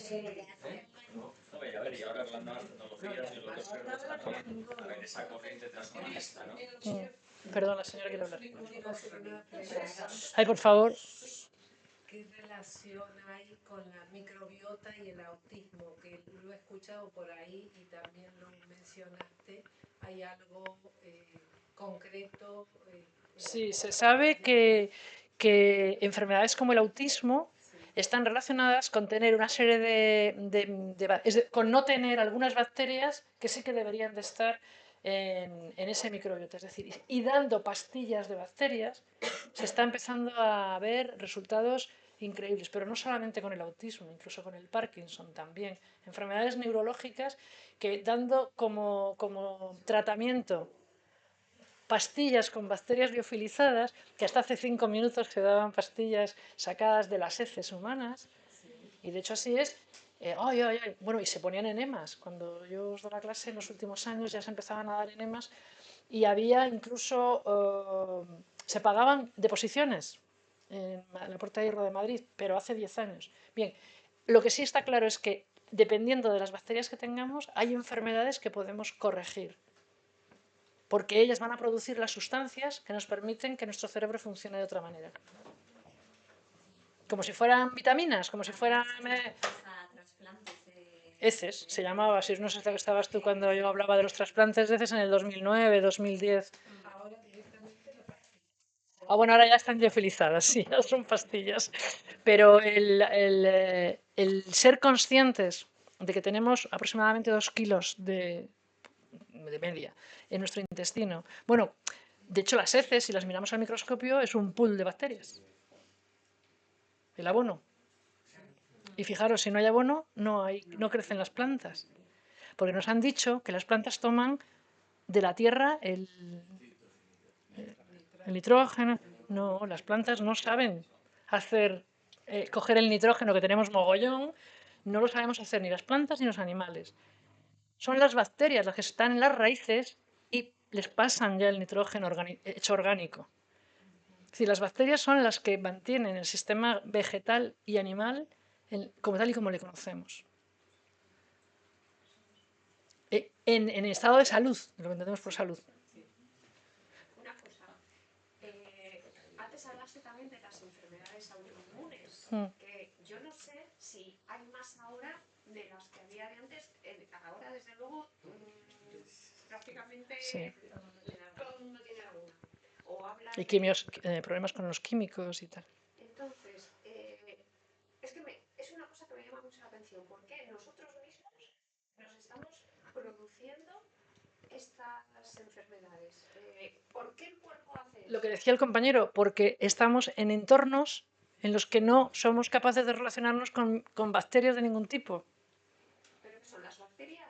Nos falta, a ver, las bacterias lo que hacen al sistema inmune, lo de los soldados, es mantenerles atentos a activos y en cantidades, si dejas de utilizar una mano, se te atrofia, ¿sí o no? O lo que sea. Y somos capaces de observarlo. Pues con el sistema inmune pasa igual. La inmunidad, la esterilidad, los entornos estériles, no parece que, porque ahora ya ha pasado tiempo, que sean mejores que entornos limpios, que no es lo mismo que estéril. Sí, pero las enfermedades autoinmunes no son una reacción muy fuerte del sistema inmune a un estímulo que no era para tanto. Claro, pero bien. Desproporcionado, como si los soldados ponen en pie de guerra y sacan los misiles. Vale. Claro, si yo tengo un ejército adormecido, un día alguien tira un petardo porque están de fiesta y se ponen como locos a disparar con todo lo que tienen, sin mirar quién es el enemigo. Esa sería la respuesta a un estado de inmunodefensión, no por enfermedad, sino que ocurre que como no tengo una continua estado de alerta manteniéndome en condiciones, me duermo y cuando me despierto ataco con todo lo que tengo. Y entonces se produce la inflamación como respuesta exagerada del sistema inmune. Sí, sí. Imagino que la alimentación es básica en todo el Hombre, claro. proceso. Es que la alimentación, el agua y el aire. Los tubos de escape tendríamos que dibujarles con calaveras saliendo por el tubo de escape. Que es que eso sería lo más próximo a la realidad. En Cantabria, Santander, la ciudad que tiene más habitantes, han aumentado los cánceres. Somos la cuarta ciudad en cáncer relacionado con las contaminaciones del país. Es que somos gente muy mayor. Y entonces, ¿por qué aumentan entre gente de 30, 40, 50 años? ¿Por qué las leucemias aumentan entre los niños si son más sanos que nunca? Les vacunamos, les miramos, les peinamos, les damos bien de jabón. Tenemos que alertar, y ya se está haciendo, de que el sistema de vida que tenemos nos está matando, pero también está matando a nuestros jóvenes. Nuestros abuelos y nuestros padres nos vacunaron y nos dieron antibióticos. Pero es que nosotros estamos fabricando cosas y haciendo un tipo de vida que está matando a nuestros hijos. Y eso es algo nuevo. Que no sepamos bueno, yo creo que no se ha dado hasta ahora. Y no lo vemos. O sea, Santander, pues el mes que viene, verde y saludable, pero ¿dónde hay un árbol? Vas a la bahía y dices, bueno, venga, hombre, paseo del... No voy a decir paseo Pereda, el paseo que está... Suelo de granito, redón, que es tal. Vale, pero es que además paseamos por la bahía y decimos... Y no caemos en la cuenta de que tenemos 3 carriles de coches a la izquierda y 3 carriles de coche más allá, que están constantemente llenos de coches, camiones, de autobuses, de... ¿A que no os habíais dado cuenta de que tenéis 6 carriles de tráfico mientras admiráis una bahía estéril? Pues ese es el tema. Bueno, entran y salen peces, pero almejas ni una, ¿eh? Muergos cero, quisquilla nada, gusana cero. Una cosa, a mí es un tema que me interesa mucho. Radicales libres. Todo ese entorno en el que vivimos. Oxígeno. Que el metete del oxígeno. Porque yo me canso de ver en las televisiones, en los periódicos, información, nadie quiere envejecer, todo el mundo quiere ser joven. Sí. Y digo yo, pero vamos a ver, ¿cómo se va a conseguir eso con el entorno en el que vivimos? Radicales libres. Sí. No, tómate té verde, tómate... Sí, el té verde que han fumigado con esos pesticidas que no han quitado y te lo comes y estás tan contento. O, por ejemplo, esa persona, fulano de tal, fíjate, o fulana, me da igual, que decir, esto no se trata de sexo, ni de género, ni de nada, pero si tenía 40 años, por ejemplo, 38, 40, 42, una persona joven, y hacía deporte y se pasaba ya todos los días corriendo. ¿Por dónde corría? ¿Por un campo y un bosque? No, al lado de la carretera. ¿Y qué chupaba? A más velocidad que el que iba andando. Las bicicletas por los carriles. ¿Y por dónde van los carriles de bicis? Al lado de la carretera. Eso es una barbaridad. Hay que echarse al monte, efectivamente. Pero que son reflexiones que tenemos que ir haciendo. Entonces, cuando te dicen, vamos a hacer un carril bici, diga, mire usted, ¿no? Por la carretera, ¿no? Pero lo curioso es que los humanos nos estamos tan condicionados por el sistema. Es que las zonas rurales se despoblan. Es que tendemos todos a las ciudades. ¿Por qué? Yo creo que nos sentimos cada vez más débiles, necesitamos de la protección de los demás. ¿Y dónde hay más gente? En las ciudades. Sí, pero ¿dónde estamos más solos? En las ciudades. Pero no nos damos cuenta de que realmente donde mejor se vive, donde más sano se vive, es en las zonas rurales. Y donde tienes más gente seguramente que te eche una mano si lo necesitas. Porque la pandemia nos ha enseñado que teníamos un vecino en la puerta de enfrente, que no sabíamos si vivía solo o acompañado. ¿O no? Vamos, ya no hablamos del tercero. El sistema es muy poco, es muy inteligente. Sí. Pero el sistema es nuestro, ¿eh? Diciendo que no te salgas de la ciudad. No nos la regalan. A ver, a principios del siglo XX, yo he conocido los coches de caballos para llevar y traer cosas. Y a los difuntos se los sacaban de las casas en coches de caballos. Es decir, en 50 años podemos cambiar muchísimas cosas. Solo tenemos que tener ganas de hacerlo, interés. No es una cuestión de dinero ni de recursos, es una cuestión de interés. Interés común. Y cambiará. O sea, nos parece ahora mismo imposible de imaginar una ciudad sin tráfico de coches. Ya las hay. Y no viven peor. O sea, yo subí y bajaba a la facultad cruzando la Peña del Cuervo y era normal. Vamos, es que no se me... Ahora a andar 200 metros. Y encima, ¿por dónde? Si las aceras que hay en Santander no existen. Y si existen, están llenas de terrazas. Y si vamos por la orilla de la mar, chupamos la... Oh, Dios mío. Y entonces no se trata de decir, oh, qué miedo, sino, espérate, cuando haya una reunión de vecinos hay que decir, no. El carril bici tiene que estar no sé dónde. No, las llamas, que no, que hay que poner árboles. ¿Cómo que vas a levantar aquí un edificio? No, en el barrio no tenemos un pequeño parque público donde se pueda encontrar ese señor con aquel señor, no un espacio cerrado a la americana donde solo están los de ese bloque con su jardín que es suyo, y su piscina, que es suya. Ese es su modelo. ¿Es el que queremos? Y sin bancos.